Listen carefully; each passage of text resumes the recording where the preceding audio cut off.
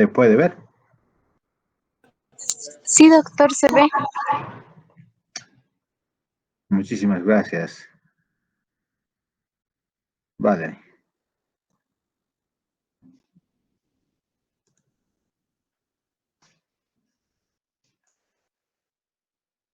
Bien. Si recuerdan ustedes, la anterior clase hablamos sobre los procesos congénitos que afectaban a la glándula mamaria y todos los procesos de tipo inflamatorio. En esta clase nos toca hablar de las lesiones epiteliales benignas y la siguiente vamos a hablar pues del cáncer de mama. Al referirnos a este tipo de lesiones epiteliales, hay que ver y considerar tres grupos, según pues sin duda el riesgo de que puedan desarrollar posteriormente pues un cáncer de mama.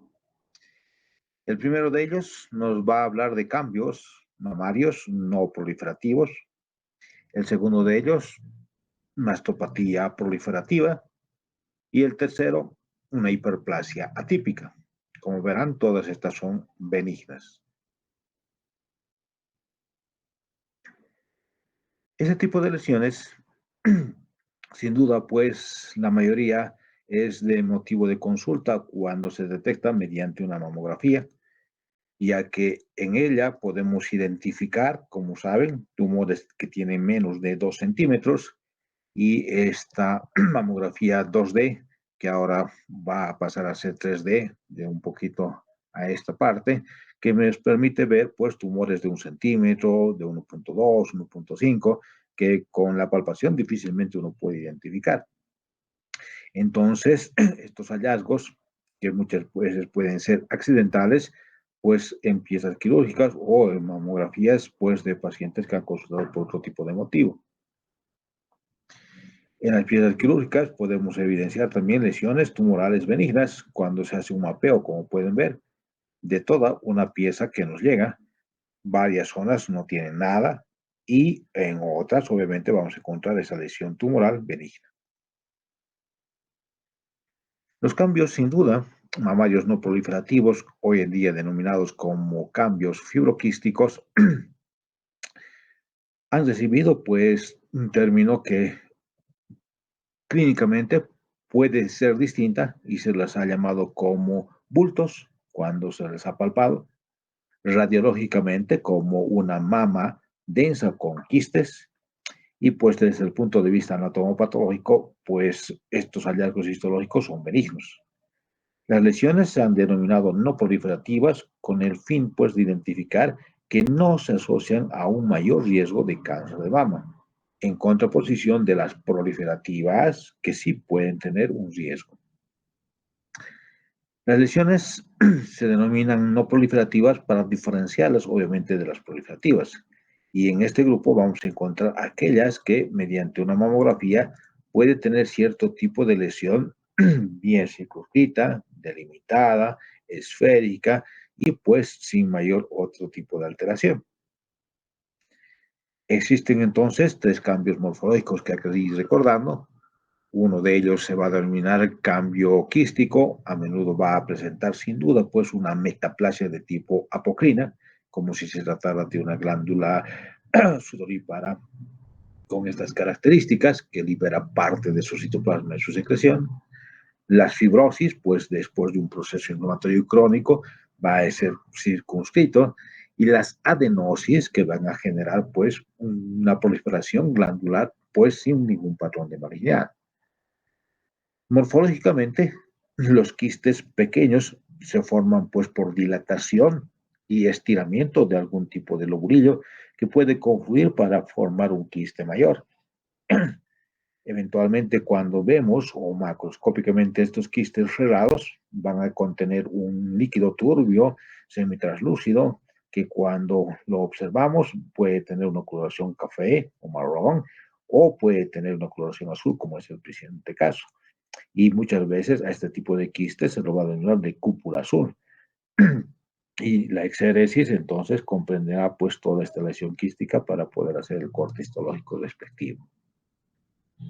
Cuando vemos al microscopio esas estructuras quísticas, dijimos que va a tener un epitelio atrófico, de epitelio plano simple, o va a tener pues células epiteliales apócrinas metaplásicas que tienen una coloración mucho más enrojecida o rosada o acidófila. Y como ven, está liberando parte de su citoplasma en su secreción, por eso es apócrino. Si ampliamos y vemos con más detalle, podemos evidenciar de que su citoplasma está de color rosado, por consiguiente es eosinófilo, tiene una puntuación muy fina llamada granulación y pues un núcleo redondo. Se recuerda mucho, pues sin duda, al epitelio normal apocrino de las glándulas sudoríparas que habíamos mencionado. Las calcificaciones pueden ser, pues sin duda, detectadas en las mamografías y muchos de ellos lo van a denominar como leche de calcio porque se está depositando en el fondo de este quiste. Normalmente cuando un quiste es sólido y firme, va a ser pues susceptible de hacer una punción con aguja fina y extraer el contenido. El diagnóstico entonces se confirma mediante este procedimiento porque desaparece prácticamente el quiste al extirpar su contenido. Pero puede ocurrir que ese quiste pues se rompa y el material que contiene se vaya desplazando al estroma adyacente y sin duda alrededor de esa estructura rota va a empezar a producirse un infiltrado inflamatorio mononuclear crónico y fibrosis resultante, generando una nodularidad a nivel de la glándula mamaria que puede ser detectado por la palpación. Cuando hablamos del término de adenosis, nos estamos refiriendo al aumento, pues sin duda, del número de acinos, como si se tratara, pues, de un carcinoma, que hay que ver y diferenciar muy bien el grupo celular para no confundirnos con este cuadro, ya que puede presentarse en forma fisiológica cuando la mujer está embarazada. Entonces, en la mujer no embarazada, la adenosis puede aparecer pues como un cambio focal en una zona de la glándula mamaria.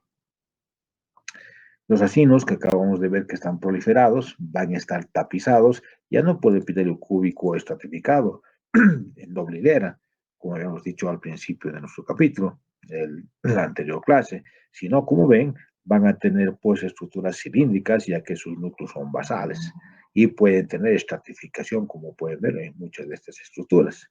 Sin duda, todavía son benignas ya que no presentan ningún patrón de malignidad. Si podríamos ver este mismo tipo de lesión con las calcificaciones que vemos, pues en la mamografía podemos ocasionalmente identificar estas calcificaciones dentro del lumen de estas estructuras acinales dilatadas.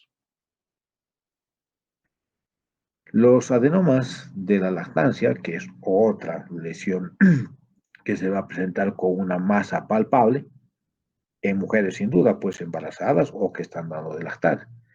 Están formadas por un tejido mamario de aspecto normal, con adenosis fisiológica, sin duda, por el proceso de embarazo y de lactancia y los cambios que se están presentando.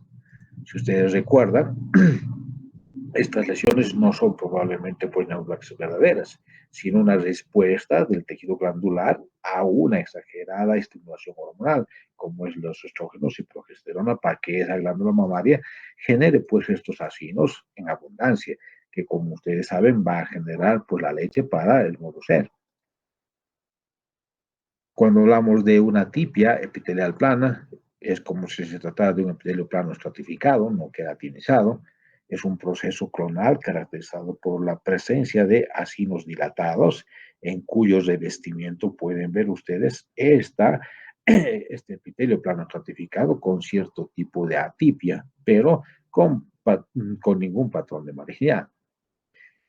Vamos a ver en este grupo epitelial pues que va a existir unas deleciones específicas del cromosoma número 16 en su brazo Q, ya que esta zona va a presentar una pérdida.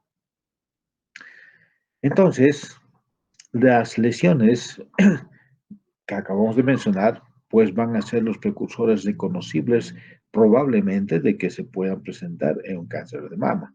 de bajo grado, sin duda, pero no conlleva pues un aumento de riesgo de cáncer, presumiblemente porque pues otros pasos son los limitantes para que se presente sin duda posteriormente el cáncer. Entonces, pasamos a hablar de otro tipo de lesión benigna llamado mastopatía proliferativa sin atipia. Acá, sin duda, estas lesiones van a estar caracterizadas porque las células epiteliales que no van a presentar patrones de malignidad son calificadas sin atipia, se asocian a un pequeño aumento de riesgo del carcinoma posterior en ambas mamas. Pues las densidades mamográficas, las calcificaciones o eventualmente hallazgos incidentales en muestras de biopsias realizadas por cualquier otro motivo aparecen en esta mastopatía proliferativa. Estas lesiones no son pues tonales como la anterior y por lo general no se encuentran alteraciones genéticas como en la deleción del cromosoma número 16. Así pues, son factores predictivos de riesgo más que precursores directos de carcinoma. Entonces, dentro de este tipo de mastopatía, vamos a encontrar cuatro alteraciones benignas que se van a denominar hiperplasia epitelial, adenosis esclerosante, la lesión esclerosante compleja y el papiloma. En el primer caso, recordaremos siempre que los conductillos lobulares y los lobulillos tienen sin duda un epitelio cúbico estratificado con dos hileras de células, unas llamadas luminales y otras llamadas mioepiteliales. Las luminales son aquellas que están, como pueden ver, rodeando al lumen luz de esta estructura, y las mioepiteliales son las que están en la periferia en relación con su membrana basal. Entonces, esta doble capa de células van a estar alteradas cuando se habla de hiperplasia epitelial.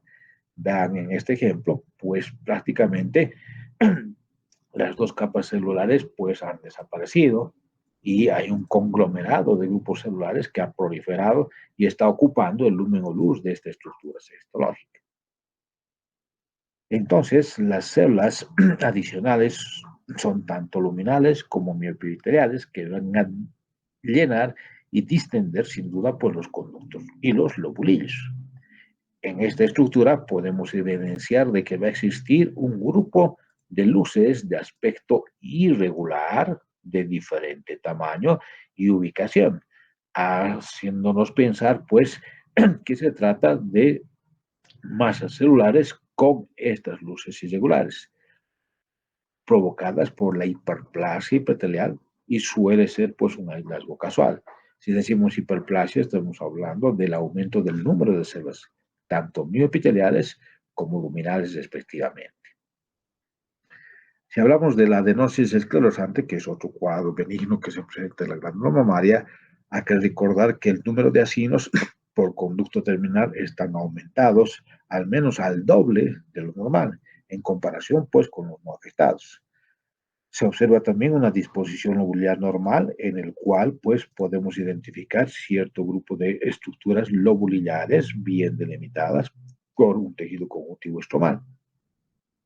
Y sin duda en ese tejido estromal vamos a encontrar fibrosis que puede comprimir, como pueden ver, por completo las luces de algunos lobulillos, produciendo cordones sólidos o hileras dobles de células dispuestas por todo el estroma denso.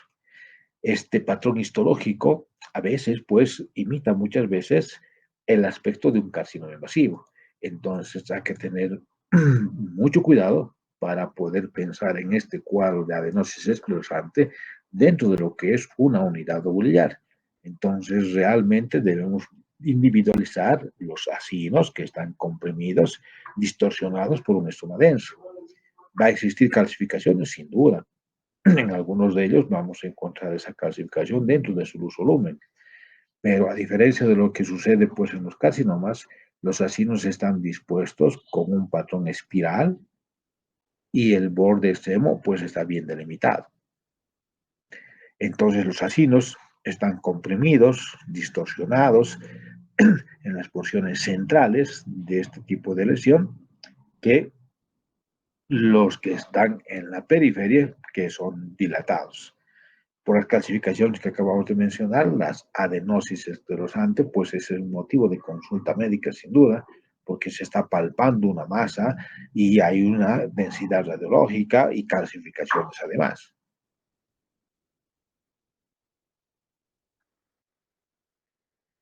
Sin duda, si queremos certificar que se trate de este tipo de lesión mamaria benigna adenosis esclerosante, pues podemos identificar las células mioepiteliales con IHQ, inmunohistoquímica.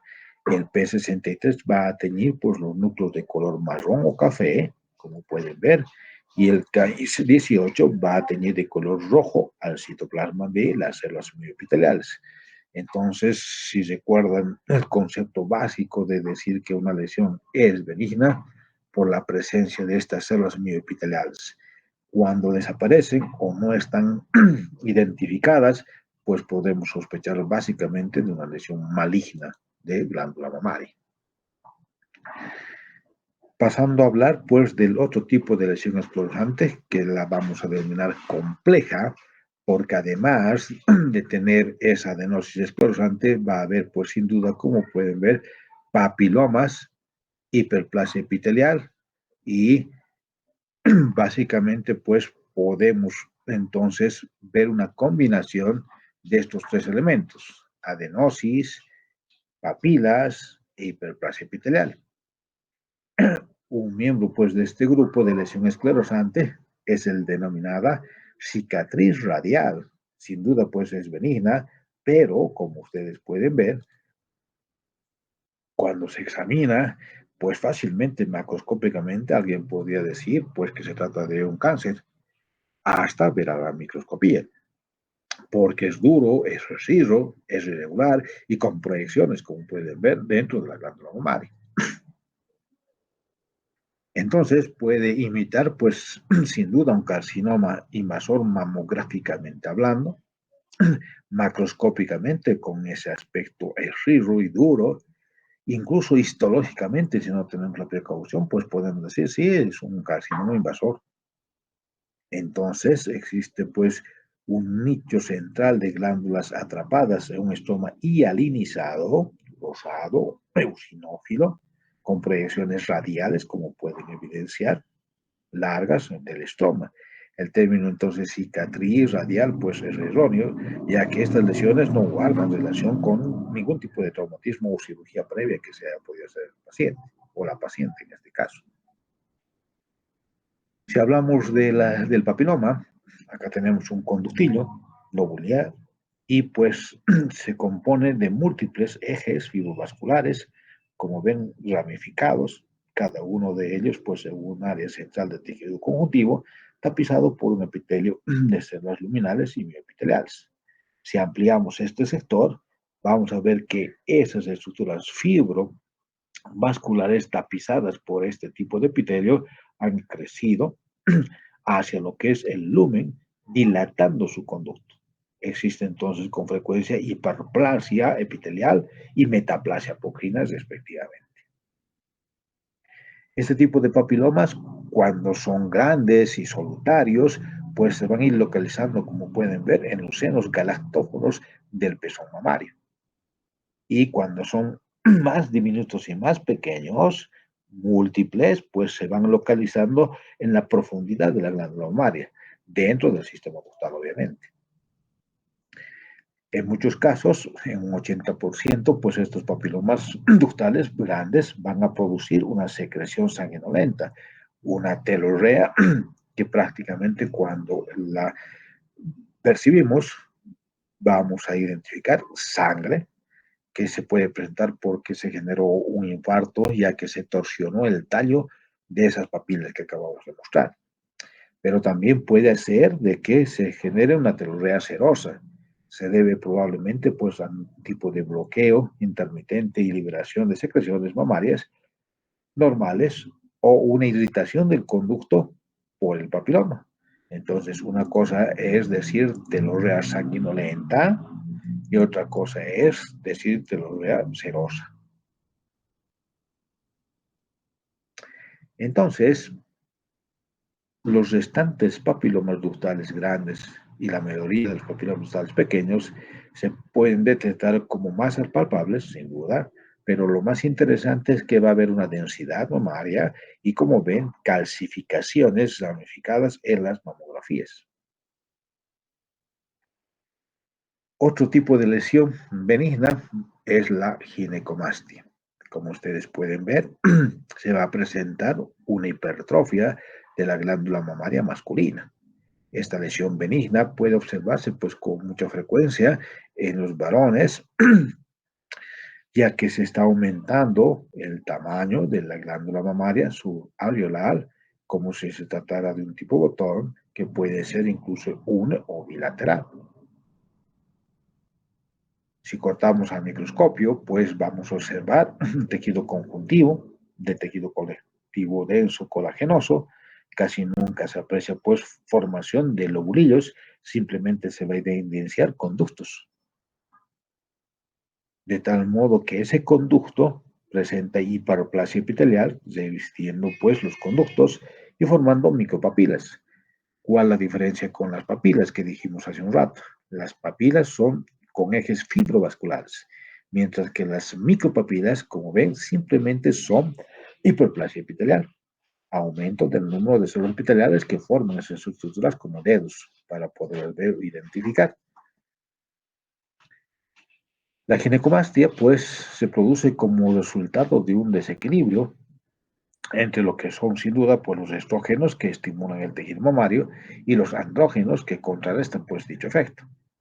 Puede aparecer, como dijimos, en la pubertad, pero también puede aparecer en ancianos o a cualquier momento de la etapa adulta que presente, pues, sin duda, un hiperestrogenismo ocasionado por el aumento de esta hormona que va a generar estimulación del grupo mamario.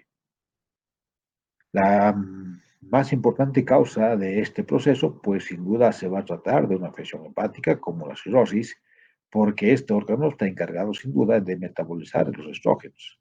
Pero no se olviden, pues, que en los hombres mayores la ginecomastia puede deberse pues, a un aumento relativo de los estrógenos porque va a haber una disminución de la producción testicular, ya que como evidencian, pues esa estructura orgánica empieza a atrofiarse y las células de Leydig, que son las responsables de formar esta hormona, prácticamente pues entran en atrofia.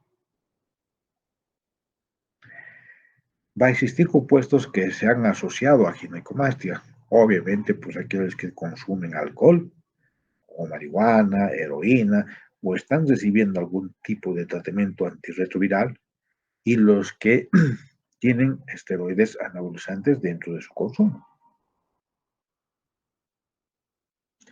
Recordar, pues, que cierto tipo de trastorno, como el síndrome de Klinefelter, que va a tener un cariotipo XY, o aparece asociado a alguna neoplasia, sin duda a nivel testicular, funcionantes, los tumores que afectan precisamente a las células de Leydig y a las células de Sertoli dentro de esta estructura orgánica.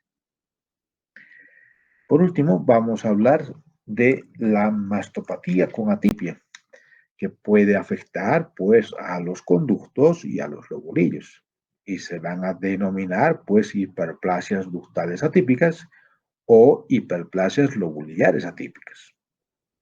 En el primer caso, cuando se trata de una enfermedad proliferativa de la mama con atipia, esa hiperplasia es monoclonal y va a poseer pues algunos elementos característicos históricos necesarios para pensar en un diagnóstico y hacer la diferencia del carcinoma in situ, del cual tenemos que tener mucho cuidado. Se asocia a un riesgo moderadamente aumentado de carcinoma y comprende pues dos formas, uno ductal y uno lobular. Cuando hablamos entonces del primer caso de una hiperplasia ductal atípica, se va a presentar entre el 5 al 17% de las muestras que se han logrado biopsiar y pues que han tenido calcificaciones a nivel de su luz o lumen. Entonces, en esta microfotografía podemos evidenciar cómo los conductos con un aumento del número de células epiteliales con atipia nuclear moderada, superposición de estructura nuclear y la falta de delimitación de las células. También se va a observar una distribución perpendicular de los núcleos respecto al lumen. En cambio, cuando hablamos de la hiperplasia lobular atípica, representa un hallazgo incidental y se va a presentar en menos del 5% de las muestras biopsiadas por cualquier tipo de razón. Entonces, en la ductal atípica se reconoce pues por su semejanza históricamente con el carcinoma in situ. Consiste en una proliferación relativamente monomórfica de células dispuestas en forma regular y a veces con formación de espacios, pero como pueden evidenciar, siempre con la presencia de células mioepiteliales que acá están representadas de color verde. Mientras estén presentes y evidentes este grupo celular, las lesiones que están conteniendo van a ser benignas. Entonces, eh, en el carcinoma ductal in situ, por su extensión limitada y por solo rellena los conductos de forma parcial y no en forma completa, pues prácticamente van a desaparecer las células mioepiteliales en su superficie. La hiperplasia lobular atípica se define como una proliferación de células idénticas a las del carcinoma lobular in situ, pero las células no llenan ni distienden más del 50% de los acinos dentro de lo que es un lobulillo. Esta hiperplasia, tanto ductal como lobular, van a presentar en sus células luminales receptores para estrógenos, que es fundamental cuando hablemos del cáncer de mama en la siguiente clase, porque vamos a hablar de los luminal A, luminal B, ER positivo y los tipos negativos. Y vamos a hablar de estos grupos celulares que tienen receptores para estrógenos y estos nos van a ayudar a delimitar y definir si se trata de un grupo de este tumor. Entonces, van a presentar también células lobulares atípicas entre lo que es la membrana basal, pues sin duda, y las células luminales normales, situadas por encima de este grupo. Las hiperplasias ductales y lobulares atípicas se van a ir asociando sin duda pues a algún grupo de aberraciones cromosómicas. Acá tenemos una pérdida o de lesión del cromosoma número 16 en su brazo Q. Acá tenemos una pérdida del cromosoma número 17 en su brazo P. Y sin duda también puede existir una ganancia en el cromosoma número 1 en su brazo Q. Estas alteraciones también se encuentran sin duda en el carcinoma in situ. La hiperplasia lobular atípica presenta asimismo pues pérdidas de lo que es la expresión de la cadherina E. Como ustedes saben, este tipo de proteína permite pues básicamente que las células estén unidas y permanezcan en su sitio. Cuando la E-cadherina desaparece, estas células fácilmente pueden liberarse de su entorno y transformarse en células metastásicas, ya que van a invadir la membrana basal, van a ir a los vasos sanguíneos y se van a diseminar en forma de metástasis a los órganos que ya conocemos, hígado, pulmón, hueso y cerebro respectivamente. ¿Qué importancia tiene desde el punto de vista clínico las alteraciones que acabamos de ver? Los estudios epidemiológicos pues, han clasificado los cambios histológicos benignos de la mama y han determinado su relación con el desarrollo posterior de cáncer. Veamos, en el primer caso, cuando hemos hablado de los cambios mamarios no proliferativos, vean el riesgo relativo y el riesgo absoluto a lo largo de la vida para que se forme y se desarrolle por un cáncer es del 3%. Y hemos hablado de la ectasia, quistes, cambios apontinos, hiperplasia leve, adenosis, fibroadenomas con características complejas. En cambio, cuando hablamos de las enfermedades proliferativas sin atipias, obviamente ese porcentaje aumenta a 5 o a 7%. Acá están las hiperplasias moderadas, las adenosis causantes, los papilomas que acabamos de ver, lesiones causantes complejas, fibroadenomas con características complejas. Si hablamos de la enfermedad proliferativa con atipia, ese porcentaje es aún más, 13 a 17%. Y estamos hablando de la ductal y lobular que hemos visto. Y sin duda, cuando hablamos de un carcinoma in situ, pues esta aumenta al 25 y 30% para el lobular y para el ductal respectivamente. Cuando hablemos la siguiente clase, pues del carcinoma del adenocarcinoma de mama, hay que referirnos a estos dos elementos, al lóbulo biliar y al ductal, primero in situ y después invasor, sin duda.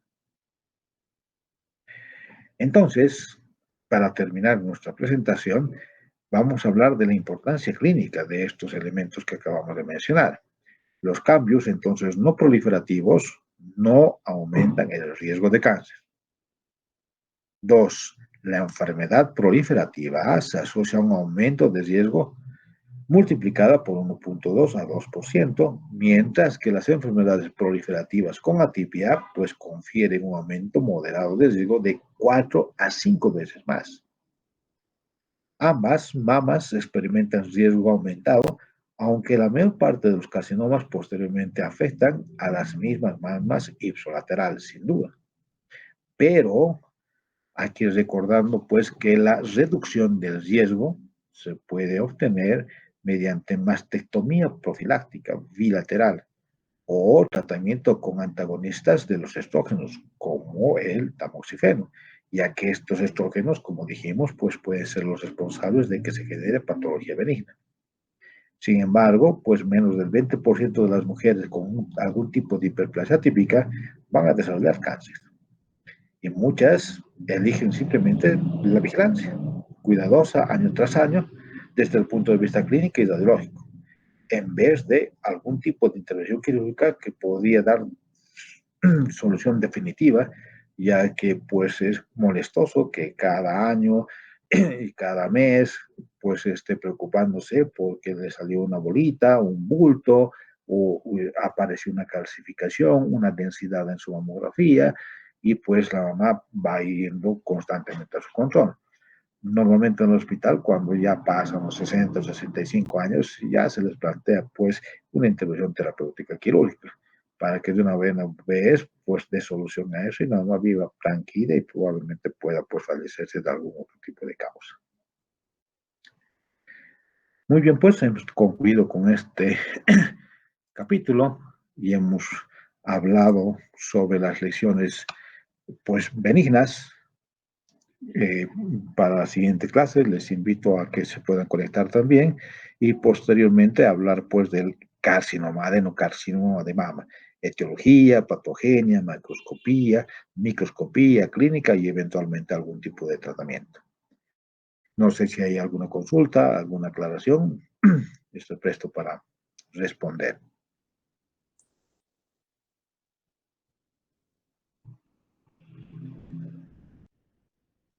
Ok, si no hay consultas, entonces les invito a la siguiente clase.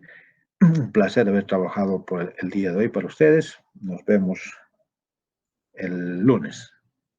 Muy buenas Muchas noches, gracias, jóvenes. doctor. Hasta luego. Hasta luego, hasta luego. Buenas noches, jóvenes. Gracias, doctor. Hasta luego. Hasta luego, hasta luego.